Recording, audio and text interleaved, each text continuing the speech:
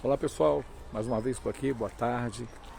Vamos falar aqui um pouquinho de uma meditação hoje, para que você possa refletir sobre tudo que está acontecendo aí na sua vida. Hoje eu estou aqui em um parque, chama-se Museu Mariano Procópio, um dos maiores museus do país.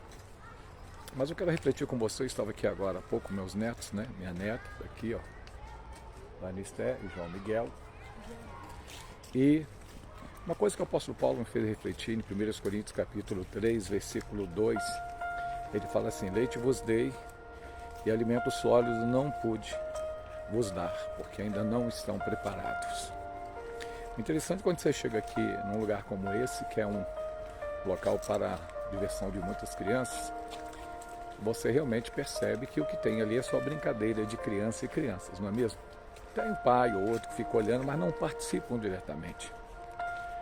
Porque o ambiente ele foi criado para crianças. E o apóstolo Paulo, quando ele fala isso com os coríntios, ele está dizendo isso: vocês estão criando um ambiente não para pessoas maduras, pessoas que entenderam qual é o propósito do evangelho, qual é o propósito da vida deles, mas eles ainda continuam de uma forma carnal. E mais uma vez eu quero bater nessa tecla, porque esse termo carnal, as pessoas têm muita dificuldade de lidar com eles, né? As pessoas muitas das vezes elas trazem isso para a vida deles em relação como se fosse somente relacionado ao pecado, como falei no outro vídeo. Mas a carnalidade ela vai muito além disso. Ela vai muito mais além. Por que ela vai muito mais além? Ela vai além pelo fato de que nós precisamos amadurecer e entender. E quando você fala de amadurecer, você está falando de assumir posturas, de você assumir posições. E essas posições vão fazer com que você assuma certas responsabilidades, o que muitas das vezes não ocorre. E sem um amadurecimento, você não tem esse tipo de atitude. Você vai entender que muitas pessoas não saíram da adolescência. Quando nós falamos da adolescência, é aquele tipo de pessoa que com 30 anos, 40 anos, mas ele ainda parece que é um adolescente no seu comportamento. Ou seja, ele não tem uma atitude madura. Da mesma forma ocorre com pessoas que até vêm para a igreja, buscam a presença de Deus, mas eles não amadurecem. Então eles não podem ouvir para a sua vida certas palavras, porque eles vão se machucar, eles vão se ferir muito facilmente.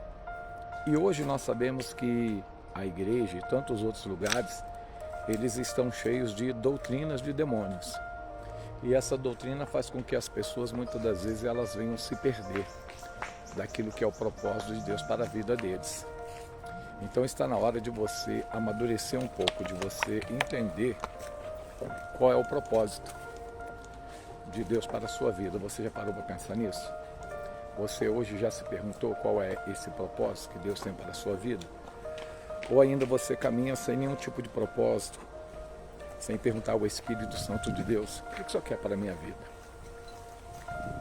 Nós sabemos que Ele é um ser tão simples, se assim podemos dizer, que Ele depende que você convide Ele, que você o chame, que você convide o Espírito Santo e fale: Espírito Santo, o que está faltando na minha vida, porque eu ainda estou tão sem maturidade espiritual?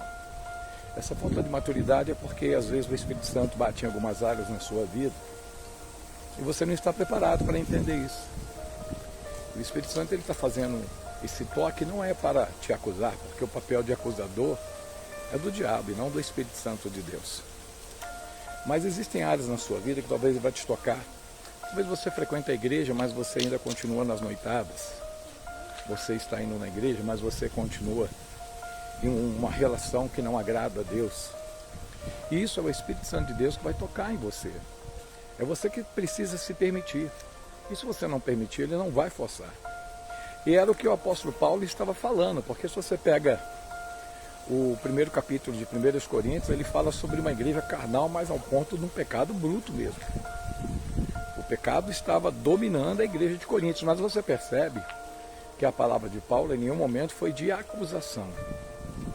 Ele simplesmente, no livro do livro de 2 Coríntios, você percebe que eles tiveram a maturidade de receber de bom agrado a exortação do apóstolo Paulo. A exortação que edificou a vida deles e o coração deles. Então tudo depende da forma que a semente ela cai. Ela acha uma terra fértil em você, a semente da palavra de Deus? Ou será que é uma terra dura e fria, que ela somente deseja desfrutar daquilo que Deus tem? Se é dessa forma, nós que somos seres humanos temos dificuldade de lidar com pessoas que só querem nos explorar, por que Deus tem a obrigação de aceitar em nós isso? Eu acredito que não, né?